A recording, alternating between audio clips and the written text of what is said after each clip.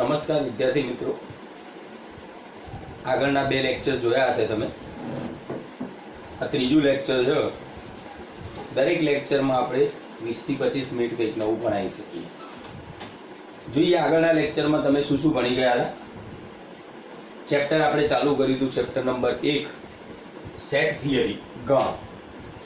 આપણે અગાઉ ભણી ગયા ગણની વ્યાખ્યા. તમને બધાને આવડતી જ છે. ગણની વ્યાખ્યાઓ આપણે આપી હતી. અવ્યાખ્યાયિત પદ હતું, છતાં આપણે વ્યાખ્યા સ્પષ્ટ થાય એવા શબ્દો, એવા વાક્યો આપણે અંદર ઉમેર્યા હતા અને એના ઉદાહરણો આપણે જોયા હતા. ગણના સંકેતમાં શેના વડે દર્શાવાય? જનરલી કેપિટલ લેટર વડે દર્શાવાય. ગણના સભ્યની સંખ્યા, ગણમાં ઘટક હોય એ માટેનો સંકેત, એ બધી વસ્તુનો અભ્યાસ કરી ગયા. પછી આપણે નંબર સિસ્ટમ ભણ્યા. એન ગણ કોને કહેવાય, એનમાં કયા સભ્યો આવે, ઝેડ, ક્યુ, આર, ઝેડના ઉપગણો, યુગ્મ સંખ્યા ગણ, આ બધા વસ્તુનો આપણે અભ્યાસ કરી ગયા. ત્યારબાદ બીજા લેક્ચરમાં આપણે ગણ દર્શાવવાની મુખ્ય બે રીતો શીખ્યા. યાદીની રીત, ગુણધર્મની રીત. યાદીની રીતની અંદર આપણે ચોખવટ કરી હતી કે યાદીની રીતની અંદર ઘટકો છગડીયા કૌંસમાં દર્શાવવામાં આવે. ધનુષ કૌંસ બોલીએ, છગડીયા કૌંસ બોલો પણ તો પણ ચાલે. એની અંદર દરેક ઘટક લિસ્ટ સ્વરૂપે રજૂ કરવામાં આવે. લિસ્ટિંગ મેથડ બોલાય, રોસ્ટર ફોર્મ ભરે. 2, 4, 8, 10 મતલબ દરેક ઘટક અલગ અલગ અલ્પવિરામ દ્વારા દર્શાવવાનો. અંદર કેટલાક નિયમો કીધા હતા કે યાદીની રીતની અંદર કોઈ પણ ઘટકનું પુનરાવર્તન કરવાનું નથી અને ઘટકના ક્રમનું મહત્વ નથી. એટલે આ યાદીની રીત હતી. આ પણ યાદીની રીત કહેવાય. આ યાદીની રીતના આપણે ગુણધર્મની રીતે રજૂ કરતા હતા. મેં એવી પણ ચોખવટ કરી હતી કે ભાઈ બધા ગણના આપણે યાદીની રીતે પણ ના દર્શાવી શકીએ અને બધા ગણના આપણે ગુણધર્મની રીતે પણ ના દર્શાવી શકીએ.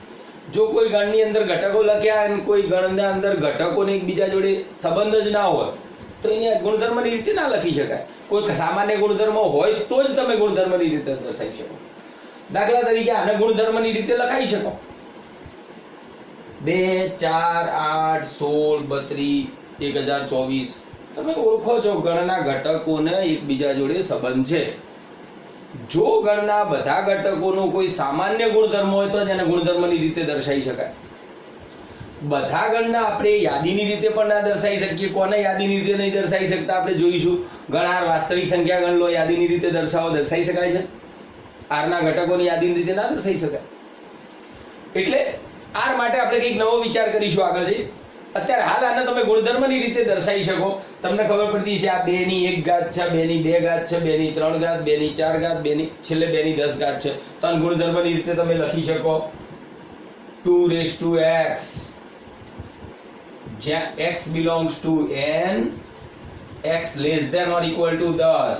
x ની કિંમત 10 અને 10 થી નાની લો અને x belongs to n એટલે n ના ઘટકો કયા? 1, 2, 3, 4 અને 10 થી મોટા નહીં થવાના, 10 સુધી ચાલે.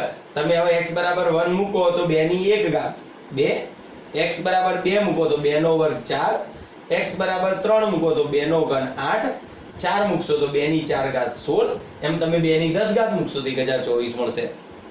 આ ગુણધર્મની રીતે દર્શાવ્યો, આ યાદીની રીતે દર્શાવ્યું કહેવાય. નેક્સ્ટ બીજા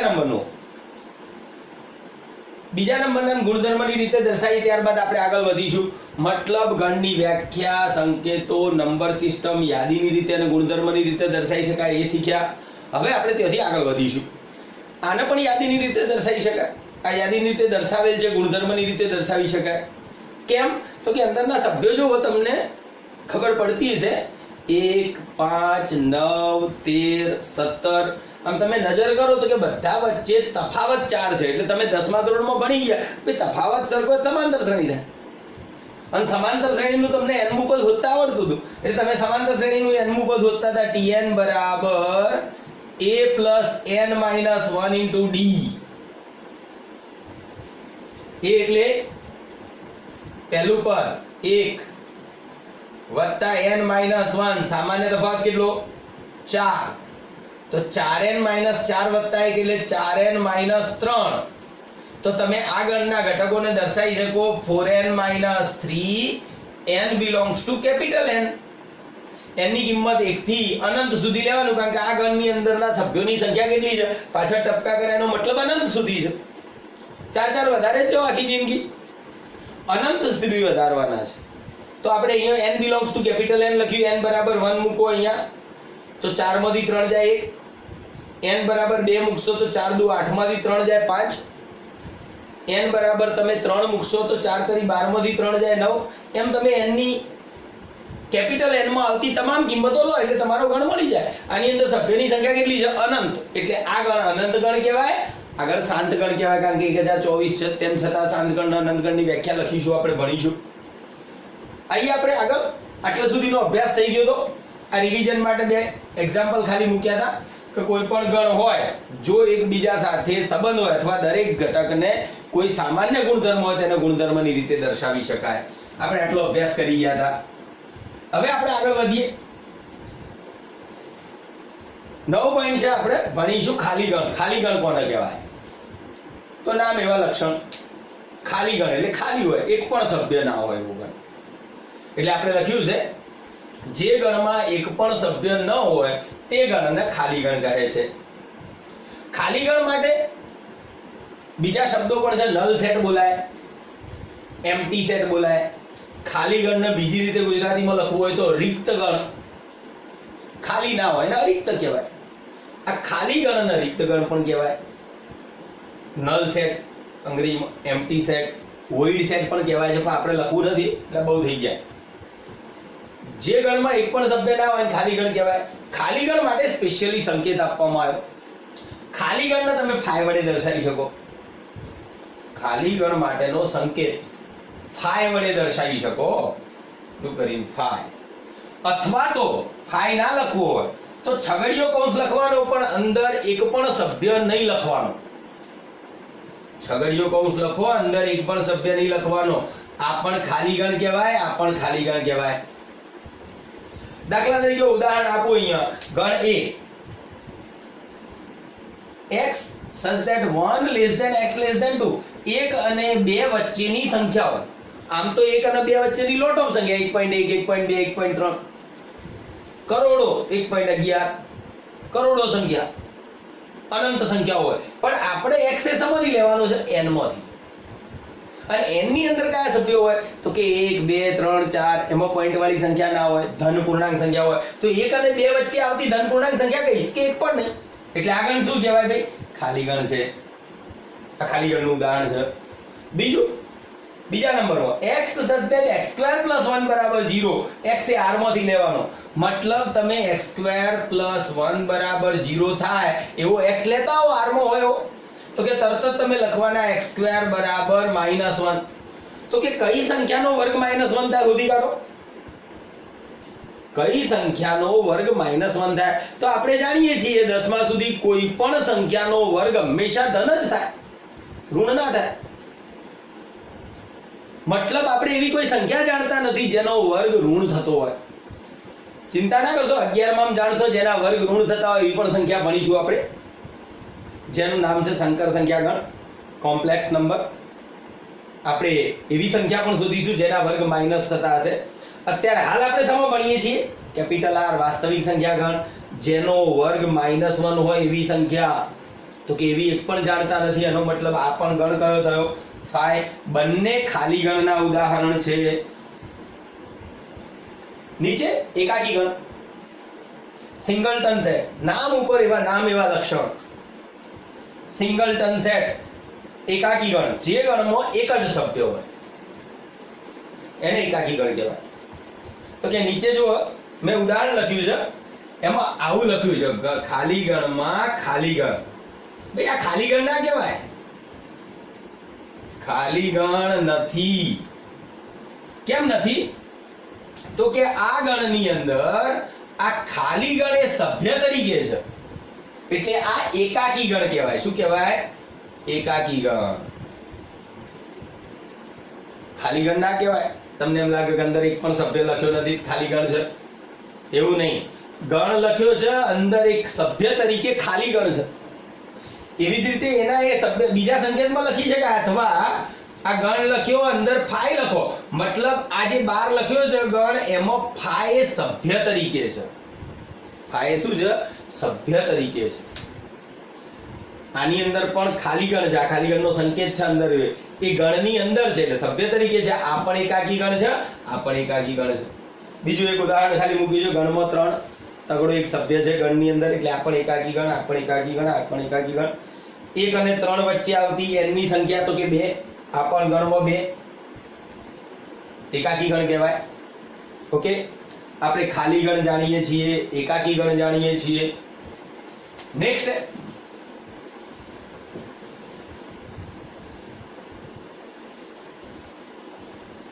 સમાન ગણ કોને કહેવાય?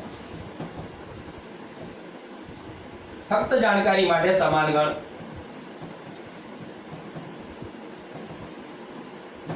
તો કે જે ગણના જે બે ગણમાં એના એ જ સભ્યો હોય,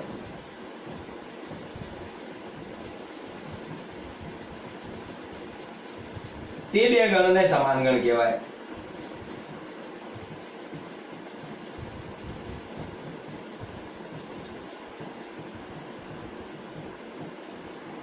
જો a અને b સમાન ગણો હોય, સમાન ગણો હોય તો તેને સંકેતમાં a બરાબર b વડે દર્શાવાય. આ a બરાબર b આપણા માટે મહત્વનું છે. ઉપગણ આયા પછી ફરી આને યાદ કરીશું. આના પછીના પોઈન્ટ પછી ફરી એક વાક્યમાં આ લોકોને યાદ કરીશું આપણે સમાન ગણો. ઉદાહરણ તરીકે ગણ a 1 -1 0 1. હું ગણ b લઉં x belongs to z such that x³ - x બરાબર 0. આ મેં યાદીની રીતે લખ્યો, આ ગુણધર્મની રીતે લખ્યો. હું ચેક કરું x એ આ સોસાયટી કહેવાય ગુણધર્મની રીતે, એટલે આ એવી સોસાયટી છે જે આ નિયમનું પાલન કરે છે. મતલબ x એ z નો એવો ગણ છે જે આ નિયમનું પાલન કરે છે. તો આ નિયમનું પાલન કરતા ઘટકો આપણે શોધી કાઢીએ. x³ - x બરાબર 0 આ સમીકરણ છે. હું x કોમન કાઢું, અંદર વધે x² - 1 બરાબર 0. આના પણ અવયવ પડે x into x minus 1 into x plus 1 બરાબર 0. એનો મતલબ આ નિયમ આપણને આ નિયમનું સમાધાન કરતી x ની કિંમતોનો ગણ, અને એ પણ x સમજી લેવાનો z માંથી. જોઈ લો તો ગુણાકાર, ત્રણ સંખ્યાનો ગુણાકાર 0 એનો મતલબ x બરાબર 0 અથવા x minus 1 બરાબર 0 અથવા x plus 1 બરાબર 0. આનો મતલબ થયો x બરાબર 0 અથવા x બરાબર 1 અથવા x બરાબર -1. હવે આ x ની કિંમત 0 1 અને -1 મળી, અને એ પણ બધી z માં છે. એટલે ગણ b આપણે લખી શકીએ કે -1 0 અને 1 થશે. ચેક કરો બંને સરખા છે. ગણ એના જે સભ્યો છે એ જ સભ્યો આની અંદર છે. તમે આને આડાવડા લખી શકો. કોઈ એમ કે તમારે 1 0 -1 લખવા કોઈ ના નહીં પડતો, બધા સરખા જ કહેવાય. મતલબ અહીં a બરાબર b થશે. પણ જો કોઈ આ ગણ b ને x belongs to z કીધું, એની જગ્યાએ x belongs to capital N કરી દે અને પાછળ આ સમીકરણ લખે, એટલે કે આનું સમાધાન કરતી n ની કિંમતોનો ગણ. x belongs to z લખ્યા તો તમારે z ની કિંમતો લખવાની, પૂર્ણાંક સંખ્યા. પણ જો n ની લખું તો ધન પૂર્ણાંક લખવાની. તો આ ત્રણમાંથી આ બે અસ્વીકાર્ય થાય. ફક્ત એકડો આવવાની અંદર ગણ b ની અંદર ફક્ત એક, તો a બરાબર b થાય. તો ખાસ ધ્યાન રાખવાનું કે પેલી સોસાયટીનો નિયમ નહીં જોવાનો. સોસાયટીના ઘટકો કયા દેશમાંથી લેવાના છે, કયા ગણમાંથી લેવાના છે એ પણ ધ્યાન રાખવાનું. મતલબ સોસાયટીના નિયમનું સમાધાન કરતા ઘટકો લેવાના. ઘટકો શોધ્યા પછી જોવાનું કે આપણા ઘટકો કયા સંખ્યા ગણમાંથી લેવાના. એટલા માટે આપણે નંબર સિસ્ટમ બનાવી ઝેડમાંથી લેવાના, અને ઝેડ નો ઘટક લો તો 1 0 -1 અથવા -1 0 બનાવવા બે ગણ. તો જો અહીંયા z ની જગ્યાએ n કરી દેવામાં આવે તો જવાબ ઓનલી 1 થાય, કારણ કે 0 અને -1 એ n માં ન હોય. ઓકે, સમાનગણ વિશે આપણે માહિતી જાણીએ. બીજું બે સામાન્ય વ્યાખ્યાઓ જે વચ્ચે યાદ કરતા રહીએ, અનંત ગણ અને શાંત ગણ. શાંત ગણ ફાઇનાઇટ સેટ અને પેલો ઇનફાઇનાઇટ સેટ. શાંત ગણ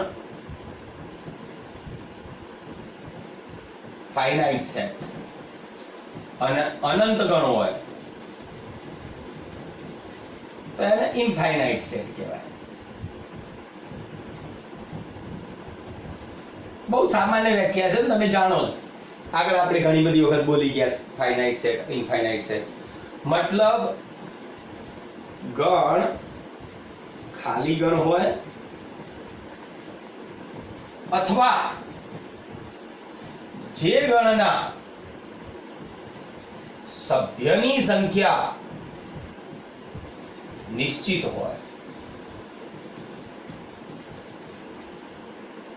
તે ગણને શાંત ગણ કહે છે. શાંત ગણ એટલે આંકડો ફિક્સ. દાખલા તરીકે હું આની અંદર ગણ એ ની અંદર એમ કહું તો x, કે જ્યાં x એ પૃથ્વી પર વસતો મનુષ્ય, તો પૃથ્વી ઉપર વસતા મનુષ્યોની સંખ્યા બધા હોય 7 અબજ સંખ્યા રહી. સંખ્યા ફિક્સ છે ને, તમે પહેલા નક્કી કર્યું કે ભાઈ બધા વ્યક્તિઓ ગણાઈ ગયા, 7 અબજ ને 25,728 થયા, તો પછી એક વધવાનો નહીં, આંકડો ફિક્સ થઈ ગયો. અને આંકડો ફિક્સ થાય એટલે ગણ શાંત ગણાય. અનંત સુધી હોય તો ગણ શાંત ના ગણાય. એટલે પૃથ્વી પર વસતા મનુષ્યોનો ગણ શાંત ગણ બોલી શકાય.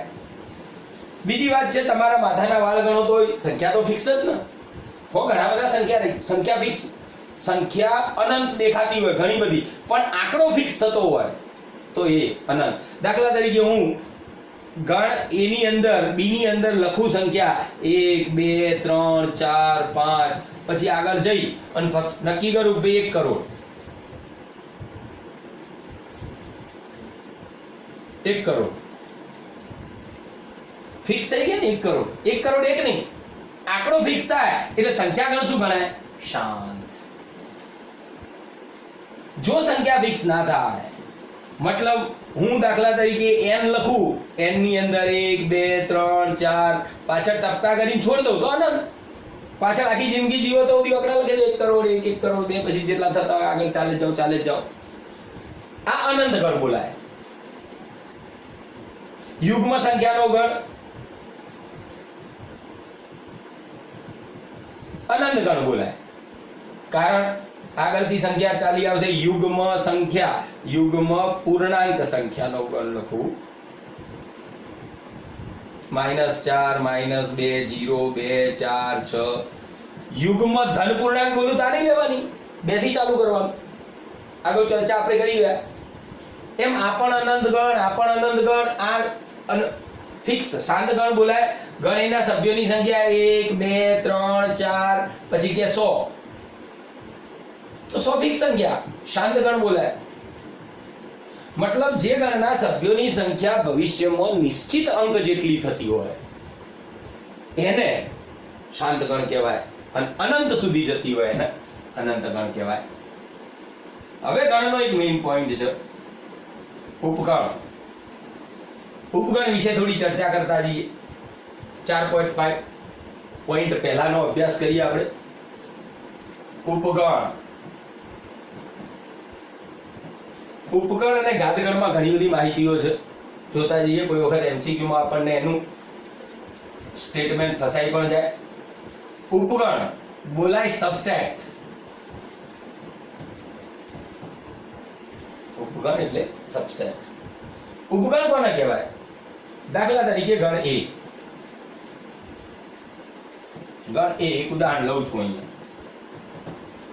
ગણની અંદર મેં ઘટકો લીધા 1 2 3 5 7 संख्या ली। गण बी ની અંદર સભ્યો સંખ્યા લીધી મેં। x belongs to n such that x less than or equal to 9। n ના એવા ઘટકો કે જે 9 અને 9 થી નાના હોય, એટલે મારા માટે સભ્યો કેટલા થાય? 1 2 3 4 5 6 7 8 9।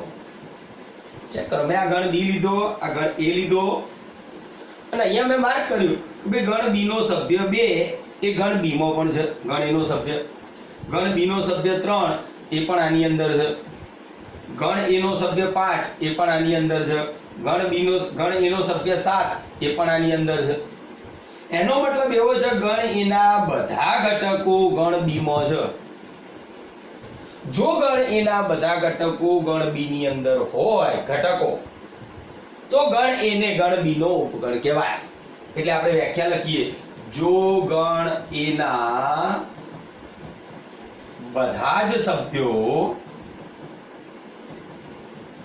ગણ બી માં હોય તો ગણ એને ગણ બી નો ઉપગણ કહે છે। જો ગણ એના બધા સભ્યો, જો ગણ બી ના બધા સભ્યો ગણ એમાં હોય તો બી ને ગણ એનો ઉપગણ કહેવાય। પણ અત્યારે હાલ ગણ એના બધા સભ્યો ગણ બી માં છે। પણ જો હું સી ગણ આવો લઉં 2 3 5 7 10, તો ગણ સી ના બધા સભ્યો ગણ બી માં નહીં, બાગડો 2 3 5 ને 7 છે, પણ 10 માં નથી, તો સી એ ગણ બી નો ઉપગણ ના થાય। એટલે આપણે સંકેતમાં લખી શકીએ, જો ગણ એના બધા ઘટક ગણ બી માં હોય તો ગણ એને ગણ બી નો ઉપગણ કહેવાય। એને ગણ બી નો ઉપગણ કહેવાય, ગણ એને ગણ બી નો ઉપગણ કહેવાય, જેને સંકેતમાં A is a subset of, આવી રીતે લખવાનો, subset આ સંકેત, A is a subset of B કહેવાય, આ સંકેત છે। C છે આ subset, આ સ્મોલ મતલબ ગણનો સભ્ય સંખ્યા। ચલો બદલી કાઢવાની, લખવામાં તકલીફ પડતી હોય તો ડી, ચલો ડી રાખ્યો। હવે તમે જાણો છો ડી ના બધા સભ્યો ગણ બી માં નથી, તો તમે લખી શકો ભાઈ ડી એ ગણ બી નો ઉપગણ નથી।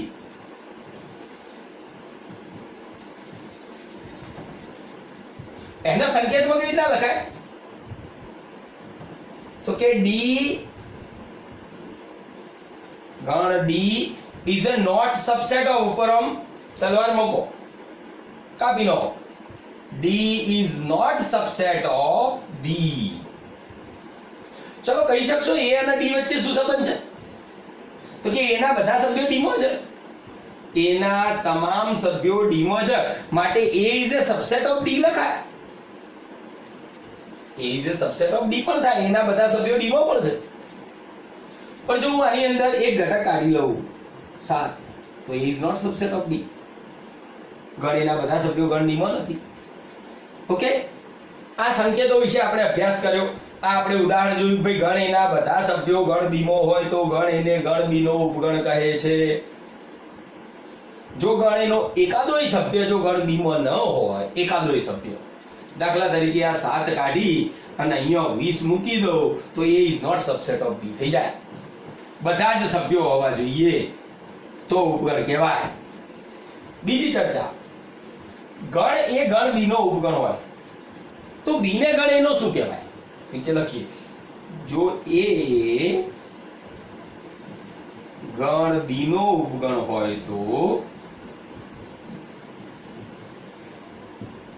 બી ને ગણ એનો અધિગણ કહે છે। અધિગણ, અધિગણ ને બોલાય અંગ્રેજીમાં સુપરસેટ।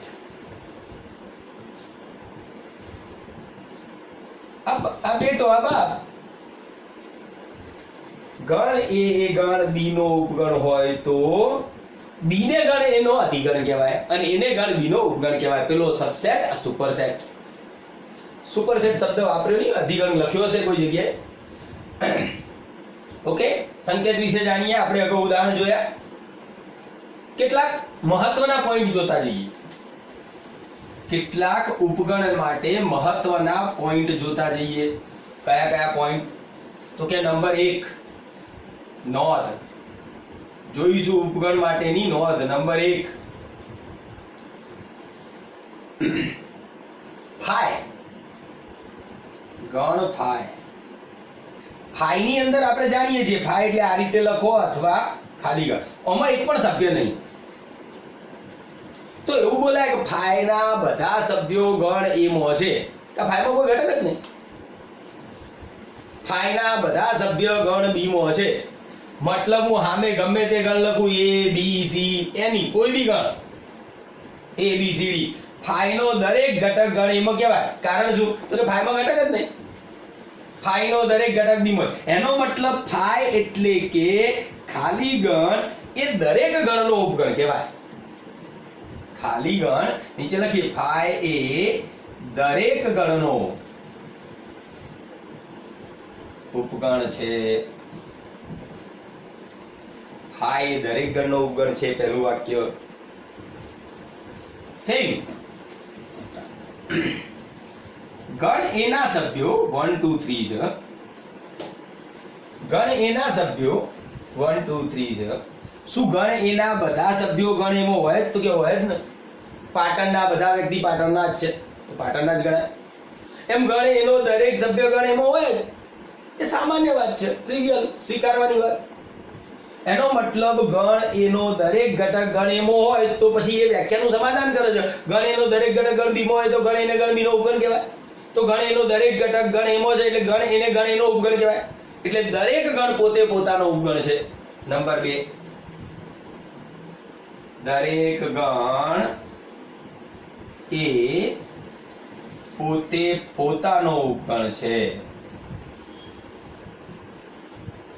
દરેક ગણ એ પોતે પોતાનો ઉપગણ છે. એટલે એવું લખાય પ્રત્યેક, શોર્ટકટમાં પ્રત્યેક ગણ, પ્રત્યેક એટલે કોઈ પણ ગણ, પ્રત્યેક ગણ કેપિટલ એ માટે A is a subset of A. આવું પણ લખાય. ગણ પોતે પોતાનો ઉપગણ છે. ઘણા સ્વયંઘાતી નિયમ કે પ્રત્યેક માટે આવા પણ સંકેત વપરાય છે. એવરી A માટે A is a subset of A. પણ આ સંકેત તમારા નવી ટેક્સ્ટબુકમાં નથી. ચાલશે, અત્યારે ઉપયોગમાં લેવો નથી. જ્યારે આવશે એનો મેક્સિમમ ઉપયોગ ત્યારે આપણે જોઈ લઈશું. નંબર 3 આનો મતલબ એવો થયો કે દરેક ગણને 2 ઉપગણ તો હોય જ. દરેક ગણને 2 ઉપગણ તો હોય જ. આપણે વિચારી શકીએ કે એક તો ફાય દરેક ગણનો ઉપગણ અને દરેક ગણ પોતે પોતાનો ઉપગણ, એટલે ઓછામાં ઓછા 2 ઉપગણ તો હશે. પણ પ્રોબ્લેમ એક છે કે ફાયના એક જ ઉપગણ હોય. દરેક ગણનો ફાય ઉપગણ, ફાય પોતે પોતાનો ઉપગણ. એટલે આપણે એવું વિચારી શકીએ કે ફાયને એક જ ઉપગણ છે. એટલે આપણે વાક્ય લખવું હોય તો વિચાર કરવો પડે. નહીં તો એવા MCQ મૂક, નીચેનામાંથી ખાલી જગ્યા વિધાનો સત્ય છે એમ કહીને 4 વિધાન લખ્યા હોય, એમાં તમને ફસાઈ જાય. તમે એવું લખી દો કે દરેક ગણને ઓછામાં ઓછા 2 ઉપગણ છે, તો કે ના લખાય, ફાયને એક જ ઉપગણ છે. એટલે તમે આવા 2 વાક્યો લખી શકો. દરેક ગણને ઓછામાં ઓછો એક ઉપગણ છે. તમારે લખવું હોય બીજું વાક્ય, અથવા દરેક અરિક્ત ગણને, એટલે ખાલી ન હોય તેવા ગણને ઓછામાં ઓછા 2 ઉપગણ હોય. દરેક અરિક્ત ગણ, અરિક્ત ગણ એટલે ખાલી ન હોય તેવો. દરેક અરિક્ત ગણને ઓછામાં ઓછા 2 ઉપગણ છે. મતલબ તમને કોઈ એમ કે ઓછામાં ઓછા દરેક ગણને કેટલા ઉપગણ હોય તો પહેલા પૂછવાનું કે તમારો ગણ ખાલી છે, ખાલી હોય તો ઓછામાં ઓછો, ખાલી હોઈ શકે તો ઓછામાં ઓછો એક ઉપગણ, અને ખાલી ના હોય ચોખવટ કરવામાં આવે કે ભાઈ અરિક્ત ગણ નથી તો ઓછામાં ઓછા 2 ઉપગણ લખશો. આ પણ એમસીક્યુ માં કામમાં આવે કોઈ બી જગ્યાએ. નંબર 4, આપણે દરેક ગણને એક ઉપગણ કન્ફર્મ થાય કીધો, દરેક ગણ પોતે પોતાનો ઉપગણ, તો આપણે 2 ભાગ પાડ્યા કે ભાઈ ખાલી ગણ અને ગણ પોતે એ 2 ઉપગણો જે તે ગણના અનુચિત ઉપગણો કહેવાશે. અનુચિત એટલે ઇમ્પ્રોપર સબસેટ. ખાલી વ્યાખ્યાનું સમાધાન કરે છે એ સામાન્ય રીતે સાચા સમાધાન કરે છે. ખાલી ગણમાં કોઈ ઘટક જ નહીં તો ગણ હોય જ અંદર. એટલે નીચે લખીશું ગણ એ માટે હાય અને એને ગણ એના અનુચિત ઉપગણો કહેવાય. અનુચિત ઉપગણો, ઇમ્પ્રોપર સબસેટ. Improper subset.